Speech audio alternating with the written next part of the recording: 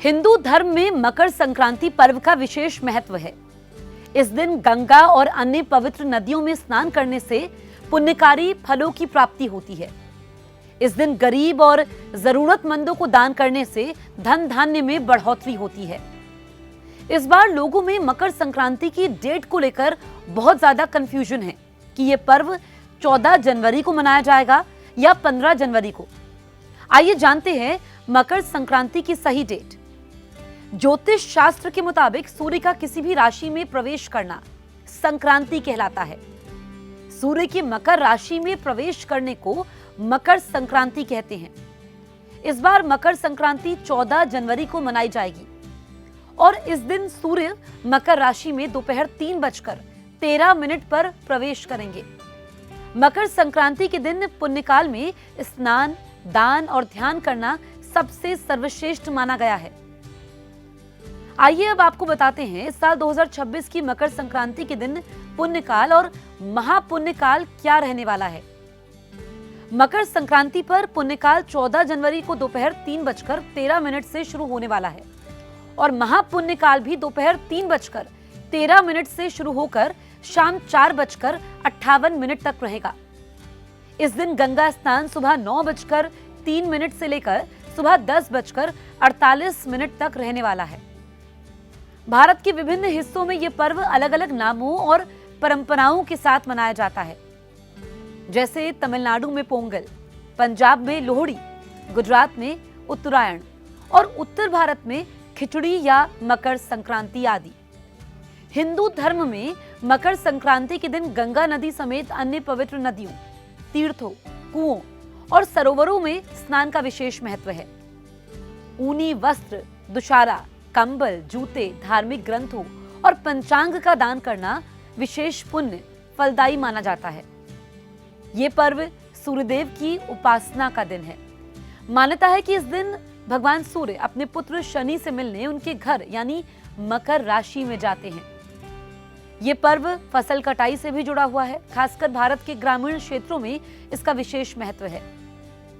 धार्मिक मान्यताओं के अनुसार इसी दिन भगवान विष्णु ने पृथ्वी पर असुरों का संहार कर धर्म की स्थापना की थी। यह भी माना जाता है कि गंगा जी भागीरथ के पीछे पीछे स्वर्ग से पृथ्वी पर आई थी और इस दिन से वो पतित पावनी कहलाती थी। सनातन धर्म में मकर संक्रांति का पर्व धूमधाम के साथ मनाया जाता है। मकर संक्रांति के दिन सूर्य धनु राशि से मकर राशि में प्रवेश करते हैं। ये दिन दान, पुण्य और धार्मिक अनुष्ठानों के लिए खास है। इस दिन तिल से जुड़ा कुछ खास उपाय करने से व्यक्ति की किस्मत भी बदल सकती है। ऐसा करने से घर में व्याप्त नकारात्मक ऊर्जा दूर होती है और सकारात्मक ऊर्जा का संचार होता है। मकर संक्रांति के दिन लोग तिल, गुड़, चूड़ा और दही का सेवन और दान करते हैं। ज्योतिषाचार्य के अनुसार मकर संक्रांति पर तिल से जुड़ा कुछ उपाय करने से कई तरह की सफलता भी प्राप्त होती है। मकर संक्रांति के दिन अगर तिल से जुड़ा कुछ खास उपाय किया जाए तो शनि दोष, सूर्य दोष और पितृ दोष के प्रभाव से मुक्ति मिलती है। नकारात्मक ऊर्जा का संचार खत्म होता है। धन आगमन के मार्ग खुलते हैं। माता लक्ष्मी की विशेष कृपा बनी रहती है। मकर संक्रांति के दिन से ये खास उपाय जरूर करने चाहिए। अगर आप शनि दोष से परेशान हैं तो फिर मकर संक्रांति के दिन तिल के तेल का दीपक भगवान शनि के मंदिर में प्रज्वलित करना चाहिए। स्नान करने के बाद तिल का दान करना चाहिए। ऐसा करने से शनि दोष के प्रभाव में कमी आती है। मकर संक्रांति के दिन दान पुण्य का भी विशेष महत्व माना जाता है। धार्मिक मान्यता के अनुसार अगर आप पवित्र नदियों में स्नान करने के बाद काले तिल का दान करते हैं तो ये बेहद शुभ माना जाता है। ऐसा करने से घर में व्यापक नकारात्मक ऊर्जा दूर होती है और सकारात्मक ऊर्जा का संचार होता है। अगर आप सूर्य दोष से परेशान हैं तो ऐसी स्थिति में मकर संक्रांति के दिन सुबह ब्रह्म मुहूर्त में स्नान करने के बाद भगवान सूर्य को अर्घ देना चाहिए। अर्घ देने के बाद तांबे के लोटे में काले तिल और फूलों के साथ अक्षत डालकर पैच पैच पैच अर्घ देने के बाद तांबे के लोटे में काले तिल और फूल डालकर भगवान सूर्य के मंत्र का जाप करते हुए जल अर्पित करें। ऐसा करने से सूर्य दोष के प्रभाव कम होते हैं। अगर आप पितृदोष से मुक्ति पाना चाहते हैं तो मकर संक्रांति के दिन पीपल के पेड़ के नीचे तिल के तेल का दीपक जलाएं। दीपक जलाने के बाद पूर्वजों का स्मरण करना चाहिए। मान्यता के अनुसार ऐसा करने से पितृ प्रसन्न होते हैं और दोष का प्रभाव भी कम होता है। अगर आप माता लक्ष्मी को प्रसन्न करना चाहते हैं तो मकर संक्रांति के दिन काला तिल और गुड़ का दान करें। गरीब जरूरतमंद लोगों को ठंडे कपड़े, यहाँ पर ठंड के कपड़े हैं, पैच, एक और पैच हो गया।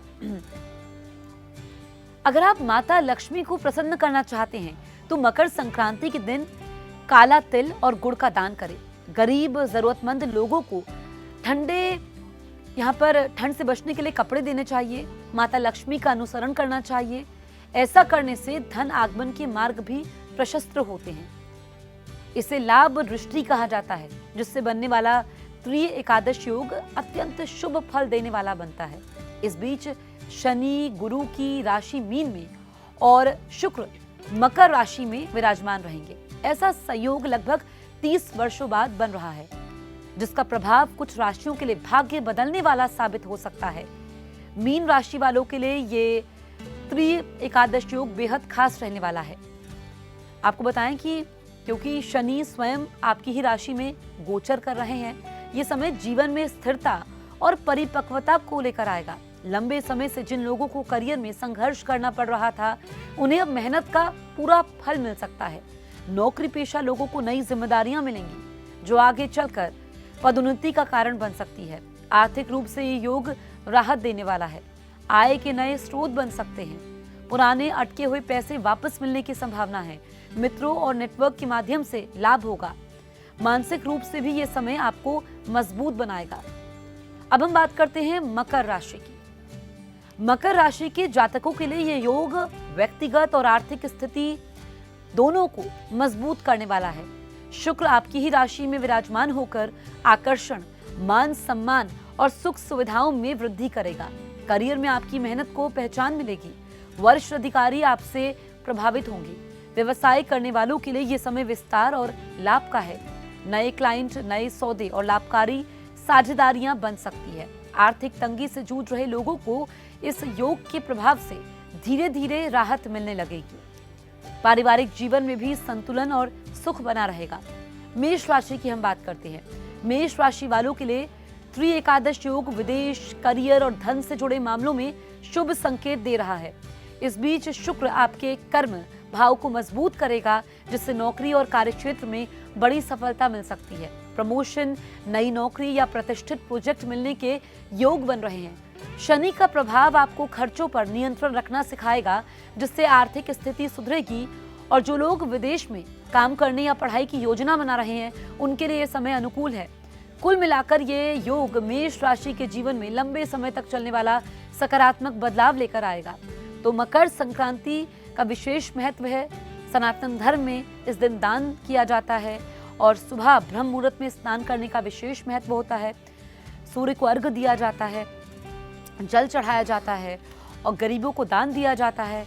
तो अगर आप ऐसा करते हैं, जो उपाय हमने आपको बताया किन किन राशि वालों के लिए ये बहुत ही चमत्कारी होगा और कैसे आप अपने रुके हुए कार्य पूरे कर सकते हैं, जो कामों में आपको बार बार अड़चन आ रही है, बाधा आ रही है, आपको प्रमोशन नहीं मिल रहा है या फिर आपके पास धन की कमी है, धन वर्षा आपको चाहिए, आपको आगे बढ़ना है, तो जो उपाय हमने आपको बताए हैं वो आप कर सकते हैं। ज्योतिषाचार्यों ने ये उपाय बताए हैं, जिससे आपको जीवन में सफलता मिलेगी, बहुत फायदा होगा। आप क्या करने वाले हैं मकर संक्रांति के? आप हर साल दान करते हैं? हमें कमेंट करके ज़रूर बताइए और आप देखते रहिए न्यूज़ 18 इंडिया।